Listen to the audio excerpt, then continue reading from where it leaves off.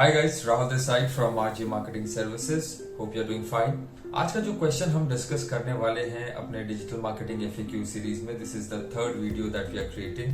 And आज का जो क्वेश्चन है वो है, what budget do you need for digital marketing. I know बहुत लोगों के दिमाग में ये क्वेश्चन बहुत तेजी से दौड़ रहा होता है कि बजट क्या रखा जाए, किस बजट में क्या मिल सकता है, कैसे काम करेगी चीज़ें। I can totally understand your concerns. So answering your question about the budget part कि budget किस business के लिए कितना लगेगा, it is not the one size fits all approach. You cannot apply that approach. इसको भी generalize नहीं किया जा सकता। आपने notice किया होगा, मैं ये वीडियो के थ्रू आपको एक्सप्लेन करने की कोशिश कर रहा हूँ, चाहे वो स्ट्रैटेजी की बात हो, चाहे वो बजट की बात हो, किसी भी चीज की बात हो, किसी भी बिजनेस के लिए सेम नहीं रह सकते। Let's break down all these things to understand a bit more, और थोड़ा समझते हैं इन सब चीज़ों को कि हम कैसे बजट अपना यूटिलाइज करते हैं। मार्केटिंग में बजट किस किस तरह से लगता है और कहाँ कहाँ पे लगता है। सो आपको एक बेसिक आइडिया होगा कि आपका बजट क्या होना चाहिए और आपको उसे कैसे प्लान करना चाहिए। So while deciding your budget, the first point is to understand your goals. आपको आपके बिजनेस के बारे में एक गोल, एक रिजल्ट्स, जो हमने लास्ट वीडियो में भी बात की थी कि किस किस टाइप के रिजल्ट्स होते हैं, ऑब्जेक्टिव्स होते हैं। जैसे आपका हो गया ब्रांड अवेयरनेस, हो गया लीड जनरेशन, हो गया कंसिडरेशन, हो गया राइट, जो आपके फनल के स्टेजेस होते हैं, तो या फिर सेल्स की हम बात कर रहे हैं ई कॉमर्स के लिए। सो आपका गोल क्या है अल्टीमेटली। आप अभी मार्केट में नए हैं या आप काफ़ी टाइम से बिजनेस में हैं एंड काफ़ी सारी एक्टिविटीज़ कर चुके हैं, काफ़ी सारे लोग आपको जानते हैं, ऑडियंस आपकी काफ़ी बिल्ड है, तो आप एक एस्टैब्लिश्ड बिजनेस हैं। पर अगर आप अभी मार्केट में नए हैं तो जो गोल बनाने की बात होती है, गोल बनाते वक्त भी ये सब चीज़ें ध्यान में रखना पड़ता है कि हम अगर नए हैं मार्केट में और हम हमारा गोल डायरेक्ट सेल्स या लीड्स का बना रहे हैं, तो which would be leading you to nowhere. First of all आप प्रैक्टिकल नहीं जा रहे हैं, आप डायरेक्टली लीड्स और सेल्स एक्सपेक्ट कर रहे हैं without doing a proper brand awareness, nurturing, engagement. इन सब चीज़ों के बिना आप सेल्स और लीड्स तक नहीं पहुंच सकते। तो आपको वो समझना होता है कि आपको किन किन चीज़ों की रिक्वायरमेंट होगी। अगर आपको अवेयरनेस करने में करना है, आप नए बिजनेस हो, तो ऑब्वियसली आप ऐसा नहीं कर सकते कि आप डायरेक्टली लीड्स के लिए कॉम्पीट करो और आप सक्सेसफुल हो जाओ उसमें। So you have to create a base ground पहले अपने लिए, अपने बिजनेस के लिए, and then you can think of reaping the benefits out of that base, right. तो सिंपल सा गोल है, आप किस स्टेज पे है बिजनेस के, उस हिसाब से आप किस टाइप का ऑब्जेक्टिव अपने लिए चूज कर रहे हैं, उसमें किस टाइप की एक्टिविटीज आप करना चाह रहे हैं, कितना ऑर्गेनिक है, कितना क्रिएटिव है, कितना पेड प्रमोशंस इन्वॉल्व है, उसमें बहुत सारी चीजें आ जाती हैं। ये सारी चीजों को एक साथ प्लान करने के बाद आप समझ सकते हैं कि आपका बजट टोटल मार्केटिंग में कितना लगने वाला है। देन आज की डेट में we have so many tools which is required for automation, which is required for tracking a lot of things. जो बहुत सारे काम पहले मैनुअली लोग किया करते थे, एक्सेल शीट्स में किया करते थे, we have got an upgraded tools for that, right. अभी वो सब रियल टाइम में चीज़ें मेजर होती हैं, एक्ट होती हैं। तो जो बिजनेस उन चीज़ों को, and specially when you are scaling out, you require those tools. Okay, छोटे लेवल में तो आप फिर भी शीट्स के थ्रू या some kind of manual work के थ्रू आप हैंडल कर सकते हैं। But when you want to scale up, जैसे मैं बात करूं, अगर कोई डेंटिस्ट है, सो वो अगर 20 से 30 अपॉइंटमेंट महीने की चाह रहा है, राइट, उससे ज़्यादा वो केटर नहीं कर पाएगा, राइट। मान के चलते हैं डेली एक अपॉइंटमेंट उसको चाहिए या डेली 2 अपॉइंटमेंट उसको चाहिए, उससे ज़्यादा शायद वो केटर ही ना कर पाए, वो डिलीवर ही ना कर पाए, तो उसकी वो एक लिमिट है, राइट। तो उस सिनेरियो में अगर हम पेड एड्स की बात करें, तो जैसे गूगल सर्च में उन्होंने एडवर्टाइज किया एंड समवेयर अराउंड उनका बजट 30 to 40,000 रुपीज़ रहता है। डेंटिस्ट के पास भी there are various procedures, right, various treatments. Veneers हो गया, आपका सिंपल क्लीनिंग हो गया, then you have bridges, then you have crowns, then you have implants. Lot of things are there in the dentist business. तो कुछ चीज़ें सस्ती होती हैं, कुछ चीज़ें ट्रीटमेंट महंगे होते हैं, right? So according to that you have to think. So I'm in this example which I took was he just want a simple routine checkup kind of thing. He is advertising for that, and उसके लिए 30-40 हज़ार रुपए budget रखना and ज़्यादा से ज़्यादा consultation booking का गोल रखना, वो पॉसिबल है। और स्पेशली व्हेन टीथ पेन और हम इन सब चीज़ों की बात करते हैं तो इमरजेंसी हो जाती है वहाँ पे कि आपको पेन हो रहा है टीथ में, then you need an immediate assistance from the doctor's part. So then you search online and आप जो भी पहला दूसरा एड दिखता है आपको समझ में आता है, you try to book an appointment with the doctor maybe, right. तो इस हिसाब से क्या होता है, अर्जेंसी की नीड हो जाती है, देन दे आर सफिशिएंट। आप उनको फनल उस पर्टिकुलर सर्विस के लिए बनाने की जरूरत नहीं है। 30-40,000 में उनका काम हो जाएगा, अच्छे से लीड्स भी जनरेट हो जाएंगी क्योंकि डिमांड है, लोग सर्च कर रहे हैं, अर्जेंसी है। एक और एग्जाम्पल लूँ अगर इसी वे में, तो अपनी टैक्सी सर्विस का अगर आप पकड़े एग्जाम्पल, सो टैक्सी अगर किसी को चाहिए, अगर मैं आज ट्रैवल कर रहा हूँ Delhi to Mumbai, I need taxi in Mumbai on an emergency basis, because अभी मैं मुंबई में हूँ, मेरी फ्लाइट 2 घंटे बाद है। I am trying to book a cab जो मुझे मुंबई से मेरे मुंबई वाले ऑफिस तक ड्रॉप कर ले। So it's an urgent need that I have. तो ऐसा नहीं कर सकते उसमें कि हम उनका फनलिंग करें, उनको ट्रैक करें, उनको 10 दिन बाद 20 दिन बाद ऐड दिखाएं। It will be of no use, क्योंकि उनका जो रिक्वायरमेंट है वो इमरजेंसी बेसिस पे। तो अगेन उनके लिए भी फनलिंग रिक्वायर्ड नहीं है, they can invest directly 30-40,000 rupees. They can start getting calls and inquiries and leads online directly, and then they have to take it completely from their like offline, पूरा उनको convert करना पड़ता है। So this is how things work. You have to understand कि किस type का business है, छोटा है बड़ा है, उसको कंसिस्टेंट बेसिस पे चाहिए, उसकी प्रोडक्ट या सर्विसेज की कैटेगरीज कितनी है, बहुत सारी चीज़ों पे बजट रिलाई करेगा और डिसाइड करना, right. Next let's talk about an e commerce store. अब ई कॉमर्स स्टोर आपको इंडिया में डालना है एंड आप अगेन सेम चीज़ अगर वहाँ पे अप्लाई करने की कोशिश करेंगे 30-40,000 रुपीज़, वहाँ पे वो आपके लिए वर्क ही नहीं करेगी, राइट। क्योंकि आपको जो चीज़ें जो आप एक्सपेक्टेशन रखते हो ई कॉमर्स स्टोर से, जितने ऑर्डर्स और जितने सेल्स की, वो आप 30-40,000 में कहीं भी अचीव नहीं कर पाते हैं, क्योंकि आपके प्रोडक्ट की कॉस्ट कम होती है, आपको क्वांटिटी ज़्यादा चाहिए होती है, स्केलिंग का काम होता है, नंबर्स में काम करना पड़ता है, ज़्यादा नंबर्स में। तो वो चीज़ें विदाउट टूल्स के इन्वेस्टमेंट के, विदाउट टीम के इन्वेस्टमेंट के डिफ़िकल्ट हो जाता है अचीव करना। जो आप एक डेंटिस्ट के लिए कर सकते हो एक टूथ पेन कैंपेन के लिए, वो आप ई कॉमर्स के लिए डेफिनेटली नहीं कर पाओगे। You will require all together पूरा डिफरेंट सेटअप उस चीज़ के लिए। टूल्स में भी इन्वेस्ट करना पड़ेगा, प्रमोशंस में भी इन्वेस्ट करना पड़ेगा, एडवर्टाइजिंग में, मैनेजमेंट में भी इन्वेस्ट करना पड़ेगा, वेबसाइट में इन्वेस्ट करना पड़ेगा, लॉट ऑफ थिंग्स। उसमें अगर कोई बोलेगा कि 50,000 में हो जाएगा, नॉट पॉसिबल। उसके लिए कम से कम आपका 2 लाख प्लस बजट होना चाहिए, तब जाके आप उसमें 4-5 चीज़ें इनकॉर्पोरेट कर सकते हैं एंड प्लान आउट कर सकते हैं कि किस में कितना बजट लगना चाहिए। एंड अगेन ये सारी चीज़ें एलोकेट होंगी आपकी स्ट्रैटेजी के बेस पे, राइट। एक एग्जांपल के तौर पे अगर समझें कि बजट डिस्ट्रीब्यूट कैसे होता है, सपोज आपने 2 लाख रुपीज़ आपने बजट टोटल मार्केटिंग के लिए लिया है, उसमें देन यू डिसाइड, आप देखते हो कि कितना स्ट्रैटेजी बनवाने में लगेगा। Suppose 10% you take out for strategy building, 10-15% you take out for website or landing pages, then again 15-20% you take out for creative purpose, creating the designs and brand identity and all this stuff.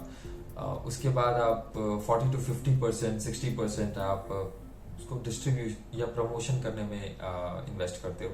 Suppose in the platforms like Google ads, Meta ads, LinkedIn ads, तो उस आपको एक balance बनाना पड़ता है कि 50% मैं asset creation में लगाऊंगा एंड 50% मैं उसके प्रमोशन में या डिस्ट्रीब्यूशन में लगाऊंगा. So that is how you decide आपके बजट के बेस पे कि कौन कितना बजट कहाँ पे किस सेक्टर में किस सेगमेंट में लगना चाहिए, तो प्रॉपर आपको रिजल्ट्स आ पाएंगे. सो this is how you plan things. But हाँ,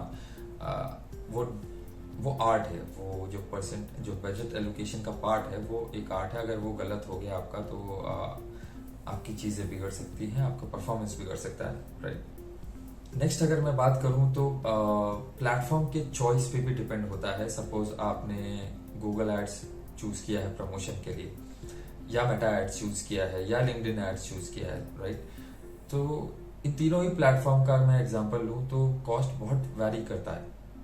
आपका सीपीसी हो या सीपीएम हो या सीपीवी हो, ये सारी चीजें cost per view, cost per impressions, cost per click, हर प्लेटफॉर्म का अलग होता है.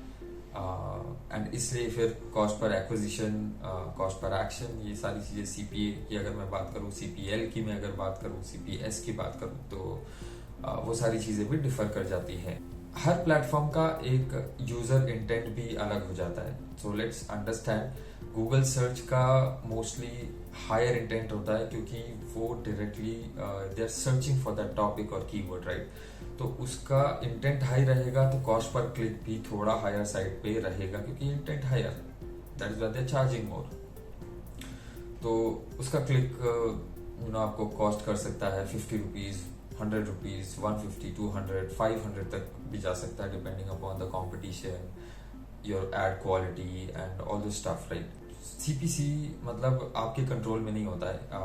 You have to pay what the platform is charging as per the auction and biddings that are been set for certain kind of keywords और certain kind of auctions. तो वो आपको पे करना पड़ेगा. जैसे आप ऑक्शन में बिड करते हैं, एक मिनिमम प्राइस सेट होता है, उसी तरह से ये बिड रेंजेस होती हैं, बिड्स होते हैं इसमें. तो आपको वो बिड करना पड़ता है. अगर आप कंपटीशन से हायर बिड कर रहे हो तभी वो ऑप्शन आपको मिलेगा, अदरवाइज आपको वो नहीं मिलेगा, करेक्ट. तो this is how Google search works. Now if I talk about Meta ads, ज़्यादातर Meta ads is good for creating awareness, या if you are retargeting or if you want to engage users more, because it's a creative platform. वहाँ पे cost per click comparatively Google से थोड़ा कम लगता है. आपको 5 रुपए, 10 रुपए, 15 रुपए भी मे बी क्लिक्स मिल जाते हैं वहाँ पे, depending upon the industry. Again वो वेरी करेगा. सो बट या मोस्टली मेटा एड्स को आप अवेयरनेस, रीटारगेटिंग्स और एंगेजमेंट के लिए यूज कर सकते हैं. If you are an ecommerce business, you can definitely promote sales campaigns, Advantage Plus campaigns, shopping campaigns. So lot of things to try, catalogs are there. So her business के लिए वो vary करेगा. LinkedIn ads की अगर मैं बात करूँ तो again वहाँ पे आपको CPC बहुत higher side पे मिलता है. क्यों? क्योंकि LinkedIn is a professional platform. वहाँ पे आपको directly चाहे वो किसी कंपनी को आपको टारगेट करना हो या उनके कोई पर्टिकुलर डेजिग्नेशंस को या डिपार्टमेंट को टारगेट करना हो, all this things are possible in LinkedIn. And बहुत ज़्यादा हाई इंटेंट हो जाता है in terms of quality, because you are directly able to reach out to the decision makers. So B2B and corporate leads के लिए and even education के लिए it's a very good platform, but it is definitely costly. So you also require more budget to save for the LinkedIn part, right? Then आपका YouTube ads होता है. YouTube is a very good platform where you can upload videos. मैं भी यहाँ पे videos upload कर रहा हूँ. But if you want to promote it, again it comes cheaper. आपका cost per view, cost per video view कम आता है, and you can reach out to more people. You can build awareness also. You can I think YouTube also has a full funnel strategy in itself.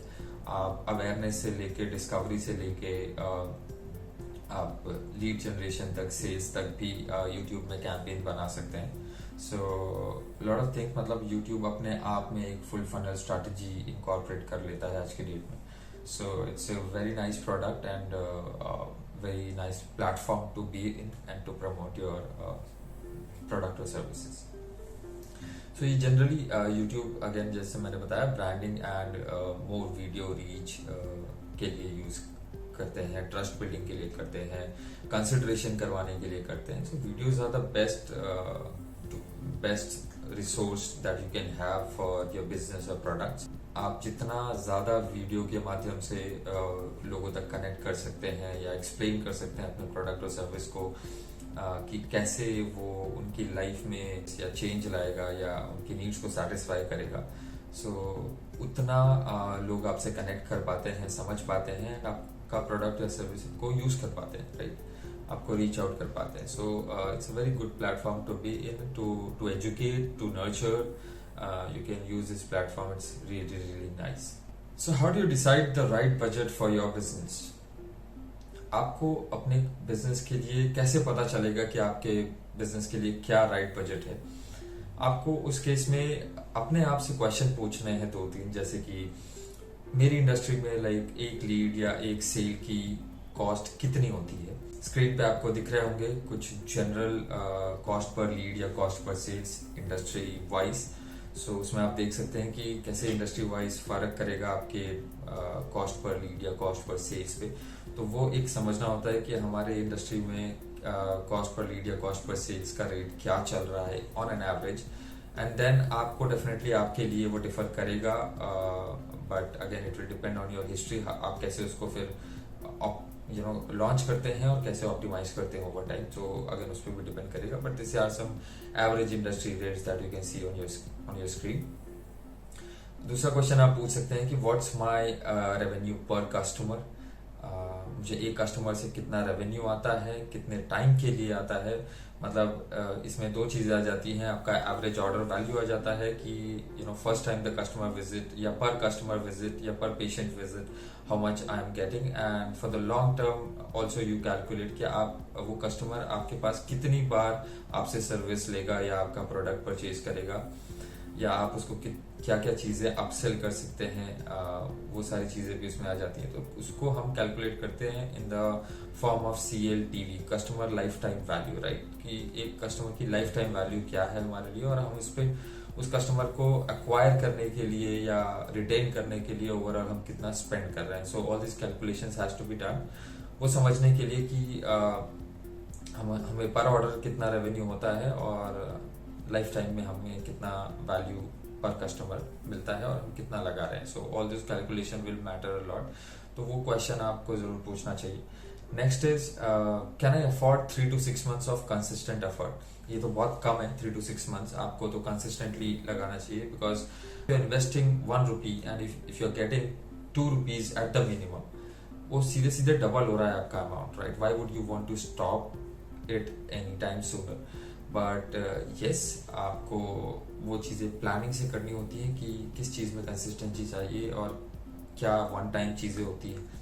तो you need to plan all those things in the strategy part, कि आपको कब तक ads run करने पड़ेंगे या किस type के एड्स आपको कब तक रन करने पड़ेंगे या नहीं करने पड़ेंगे.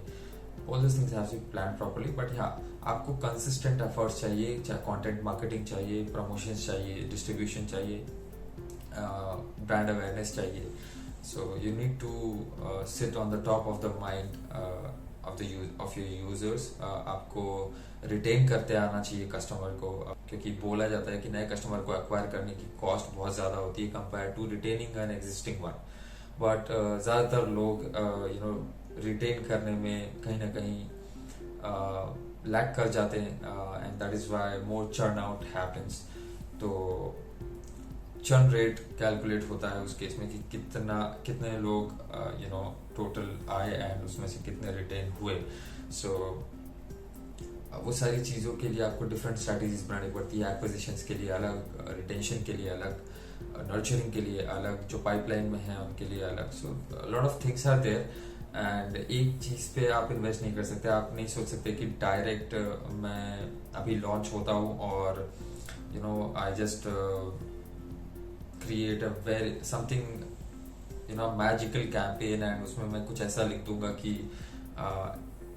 Every lead will be mine. So that kind of mind set can not be kept. दूसरा, बजट को लेकर के बहुत ज़्यादा बिजनेसेस अनरियलिस्टिक हो जाते हैं, बिल्कुल भी प्रैक्टिकल नहीं होता है उनका बजट. सो अगर किसी को किसी का कस्टमर वैल्यू ही मतलब 50,000 है, 1 लाख है, और वो इन्वेस्ट करने के लिए 10,000 बोलता है या 15,000 बोलता है, आई एम सपोजिंग कि वो कस्टमर की जो वैल्यू है 50,000, 1 लाख की, विच वो एक रीजन की वजह से होती है, क्योंकि उसका जो सर्विस होता है, जो इंडस्ट्री होता है, वो प्रीमियम होता है, राइट. वो कॉस्टली होता है. सो अगर वो चीज़ें कॉस्टली हैं, आपको प्रीमियमनेस प्रीमियम शो करना है अपने आप को, so it can not be done in a very cheap manner, right. It has to be a different strategy और अप्रोच हैज़ टू बी, मतलब उसके लिए डिफरेंट स्ट्रैटेजी और अप्रोच रखना पड़ेगा प्रीमियम चीज़ों के लिए, नॉट सो प्रीमियम चीज़ों के लिए. कुछ भी एक जैसा नहीं हो सकता, right. If you want to be premium, you have to invest accordingly. आप इन्वेस्ट कुछ नहीं करके, जैसे ये तो वही बात हो गई कि आप 3 दिन जिम जाते हो और चौथे दिन आपको ट्रांसफॉर्मेशन एक्सपेक्ट करना होता है. So not happening, right. आपको समझना पड़ेगा कि किस चीज़ का प्रोसेस क्या है, किस चीज़ में कितना टाइम लगता है, इन्वेस्टमेंट लगता है, कितनी सारी चीज़ों की आपको ज़रूरत पड़ेगी, रिसोर्सेज की ज़रूरत पड़ेगी, टीम कितनी लगेगी, टूल्स कितने लगेंगे, डिस्ट्रीब्यूशन कितना करना पड़ेगा, आपका मैन्युफैक्चरिंग कितना है या अवेलेबिलिटी कितनी है टोटल, उसमें से आप कितनी डिलीवर कर पाएंगी चीज़ों को ऑन अ मंथली बेसिस या क्वार्टरली बेसिस. तो ये सारी चीज़ें आपको on a practical note plan करनी पड़ती हैं. ये सारी चीज़ें आई थिंक डिफर करेगी business to business, even in the same industry. वो सब बिजनेस के लिए अलग होता है. मैं अपनी बात करूँ अगर कि as a digital marketing consultant, I can take at max 2, 3 या 4 कंसल्टेशंस पर डे, राइट. उससे ज़्यादा नहीं ले पाऊंगा मैं. There is a limit to everything. So उसके हिसाब से हमको प्लान करना चाहिए. When we set our goals, ऐसा नहीं होना चाहिए कि हम 5,000 लीड्स हमको दे दो आप, हम उसमें से देख लेंगे हमको क्या करना है. So this is very unrealistic. Like अगर मेरे पास आएगा तो I would have this question कि 5,000 लीड्स का ये करेंगे क्या. Give that idea to your marketer properly, right. If you want him to work on your targets properly, if he has an understanding what needs to be done, अगर quantity में करना है या क्वालिटी वाइज जाना है, दोनों का balance चाहिए, कौन सी टेक्निक्स एंड अप्रोच यूज करने से आपके प्रॉपरली टारगेट्स अचीव होंगे, टाइमली टारगेट्स अचीव होंगे, वो सारी चीज़ें आप मार्केटर से प्रॉपर डिस्कस करिए. सो आई थिंक आपको एक आइडिया लग गया होगा कि बजट्स कैसे डिसाइड करना चाहिए, कैसे डिस्ट्रीब्यूट करना चाहिए, कैसे एलोकेट करना चाहिए. बेसिक आइडिया आपको लग गया होगा. बाकी if you have any doubts, please put them in the comments section below. I'll try to answer them as many as I can. Rest, if you want to discuss one-to-one with me, you can book an online session from my website rgmarketingservices.com. So that I can understand your problems personally, your requirements personally, and can give you a customized solution for that, so that आप जल्दी से जल्दी अपने goals को timely achieve कर पाएं, अपने budget decide कर पाएं कैंपेन्स के लिए, मार्केटिंग के लिए, एसईओ के लिए, सोशल मीडिया के लिए. There are lot of stuff in digital marketing. आप किस स्टेज पे हैं, क्या एक्टिविटी रख रहे हैं, क्या ऑब्जेक्टिव रख रहे हैं, क्या गोल है आपका, उस पर डिपेंड करेगा कि बजट्स कैसे एलोकेट होने चाहिए. So I hope you have a really nice idea from this video. So आज के लिए बस इतना ही. मिलते हैं नेक्स्ट वीडियो में. Till then, bye bye, take care.